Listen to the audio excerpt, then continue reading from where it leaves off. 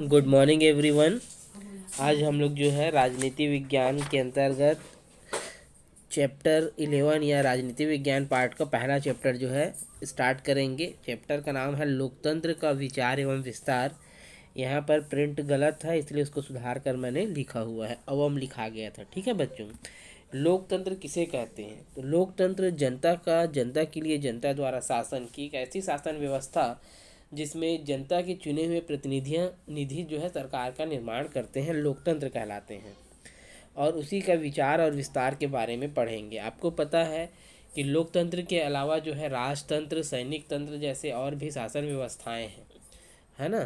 तो उसी के बारे में इसमें जो है दिया गया है। बहुत सारे देशों में आज भी जो है सैनिक शासन स्थापित है या राजाओं का शासन है, लेकिन अब धीरे धीरे राजाओं के शासन का जो है समापन हो रहा है। चलिए देखते हैं। सामाजिक विज्ञान की इस पुस्तक के इतिहास के खंड में हमने लोकतांत्रिक व राष्ट्रवादी क्रांतियाँ पढ़ी और देखा कि किस प्रकार 1649 की क्रांति से इंग्लैंड में जनता में प्रजातंत्र का विचार उत्पन्न हुआ। जनता ने स्वतंत्रता संग्राम द्वारा उत्तरी अमेरिका में संविधान आधारित लोकतंत्र स्थापित किया। ठीक है कि इंग्लैंड में जो है प्रजातंत्र का विचार उत्पन्न हुआ कब? 1649 में। और बाद में जनता ने जो है आंदोलन करके, संग्राम करके उत्तरी अमेरिका में संविधान पर आधारित जो है लोकतांत्रिक सरकार की स्थापना की। और जनता के द्वारा ही फ्रांस की राज्य क्रांति से स्वतंत्रता, समानता और बंधुत्व आधारित लोकतंत्र का विचार यूरोप में आरंभ हुआ या प्रसारित हुआ। 1789 में जो है फ्रांस में जो है क्या हुआ था? राज्य क्रांति हुई थी।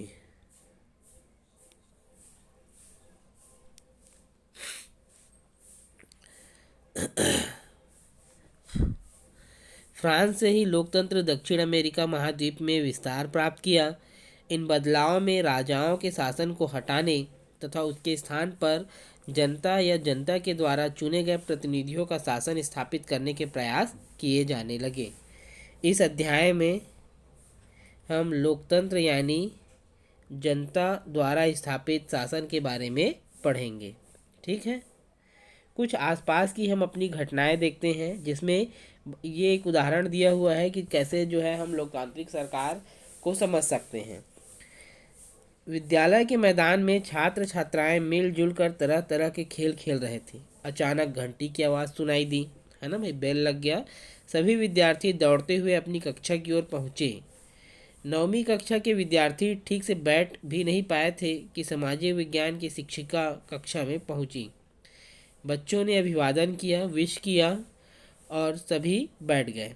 ठीक है, शिक्षिका ने पूछा, कक्षा का कप्तान कौन है? ठीक है, कक्षा का कप्तान कौन है, क्लास मॉनिटर कौन है? रमेश ने बताया कमलेश कप्तान है। ठीक है, थोड़ा सा मिस प्रिंट है। कमलेश जो है क्या है? कप्तान है।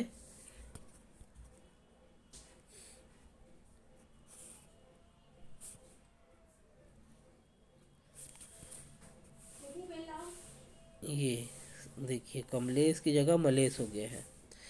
शिक्षिका ने बच्चों से पूछा, आपकी कक्षा में कमलेश को कप्तान किसने बनाया? कोमल ने बताया, हमें नहीं मालूम। ठीक है, टीचर ने पूछा कि भाई आपके क्लास में जो है कैप्टन किसे बनाया गया है, तो क्यों बनाया गया है या किसने बनाया है? तो उसने कहा कि हमें नहीं मालूम। शिक्षिका ने कमलेश से पूछा, आपको कप्तान किसने बनाया? कमलेश ने कहा, कप्तान नहीं बनना चाहता था, मुझे कक्षा शिक्षिका, जो कक्षा शिक्षिका है उन्होंने क्या किया है कि उनको जो है बनाया है।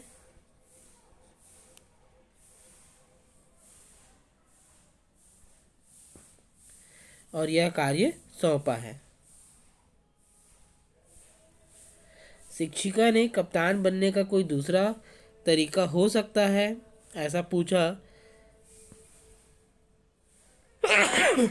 तब रामबाई है, उन्होंने कहा कि बच्चों की राय लेनी चाहिए। ठीक है, उन्होंने क्या कहा, क्या बताया कि हमको जो है अगर किसी को क्लास मॉनिटर बनाना है तो उसके लिए बच्चों की राय लेनी चाहिए। तो क्या होगा कि जब हम सबकी सलाह से किसी को बनाते हैं तो वो क्या कहलाता है? लोकतंत्र कहलाता है। कक्षा 10 की छात्रा रोजी के परीक्षा परिणाम से पूरा परिवार प्रसन्न और गदगद है ना भाई। बहुत अच्छा नंबर आया है। वे चाहते हैं कि सभी विषय में प्रवीण अंक प्राप्त कर बेटी डॉक्टर बने, अतः विज्ञान विषय लेकर आगे पढ़ाई करे। सब चाहते हैं कि जो रोजी है वो क्या बने, डॉक्टर बने, इसलिए वो साइंस का सब्जेक्ट ले ले आगे के लिए। जबकि रोजी की इच्छा सामाजिक विज्ञान पढ़ने की है और परिवार विज्ञान पढ़ाने का दबाव बना रहे हैं। एनईईटी की तैयारी कराना चाहते हैं। क्या परिवार का निर्णय लोकतांत्रिक है? क्या इस निर्णय में संबंधित व्यक्ति की इच्छा के लिए स्थान होना चाहिए? हाँ, जरूर होना चाहिए, क्योंकि जिसको पढ़ाई करनी है, जिसको करना है, उसको जो है पूरा मौका मिलना चाहिए। लोकतंत्र एक व्यापक विचार है जिसका संबंध व्यक्तिगत जीवन, परिवार तथा समाज से है। लोकतंत्र की चर्चा एक शासन प्रणाली के रूप में भी होती है। इस अध्याय में हम जानने की कोशिश करेंगे कि लोकतंत्र में जनता की भागी किस तरह होती है या भागीदारी किस तरह होती है। ठीक है, तो इस बार जो है आज जो है हम लोग सबसे पहले तो लोकतंत्र का विचार कि भाई जैसे 1649 में जो है इंग्लैंड में जो है क्रांति हुई और उसके बाद जो है वहाँ की जनता ने जो है क्या किया कि प्रजातांत्रिक सरकार की स्थापना पर बल देते हुए जो है किया, संविधान के अनुरूप जो है सरकार की स्थापना की। लोकतंत्र का मतलब जैसे कि अभी हमने क्लास का एग्जाम्पल लिया कि भाई किसी बच्चे को मॉनिटर बनाया गया, पूछने पर पता चला कि मॉनिटर जो है क्लास टीचर के कहने पर बना दिया गया, वो भी वो बनना नहीं चाहता था। जबकि मॉनिटर जो है कैसा होना चाहिए, सबकी सलाह पर होनी चाहिए कि भाई कौन जो है सबसे अच्छा मैनेज कर सकता है। यही लोकतंत्र है कि जब सबकी इच्छा के अनुरूप किसी व्यक्ति को चुना जाता है ना, तब वो लोकतंत्र होता है। चलिए हम लोग देखेंगे सबसे पहले लीबिया की कहानी हम जो है आज पढ़ेंगे। ठीक है, ये आपकी बुक में दिया हुआ है, लीबिया की कहानी। लीबिया अफ्रीका महाद्वीप के उत्तर दिशा में स्थित एक निर्धन देश था। ठीक है, क्या है? लीबिया जो है अफ्रीका महाद्वीप में स्थित एक क्या है, निर्धन देश था, जिस पर इटली ने अपना उपनिवेश स्थापित किया था। इटली ने जो है उसको अपना गुलाम बना लिया था। 10 फरवरी सन 1947 को इटली ने लीबिया को स्वतंत्र कर दिया। ठीक है, मतलब ये समझो कि ये भारत से पहले आज़ाद हुए हैं। भारत तो 15 अगस्त को हुआ था, ये 10 फरवरी को। इसके बाद यह देश 24 दिसंबर सन 1951 तक संयुक्त राष्ट्र संघ के संरक्षण परिषद के अधीन रहा। आज़ाद होने के बाद जो है ये राष्ट्र संघ के संरक्षण परिषद में रहा। इंग्लैंड तथा फ्रांस संयुक्त राष्ट्र संघ की संरक्षण परिषद की ओर से लीबिया की देखरेख कर रहे थे। 24 दिसंबर सन 1951 को लीबिया को पूरी तरह स्वतंत्र देश घोषित किया। इटली ने भले उसे आज़ाद कर दिया था, लेकिन ये वास्तविक रूप से आज़ाद जो है 1951 को जो है हुए। ठीक है, ये देखिए भूमध्य सागर के बाद जो है इसमें देखिए आप, ये जो है आपका लीबिया, और ये उसके अंतर्गत और छोटे छोटे जो उनके शहर हैं। लीबिया में राजतंत्र की स्थापना।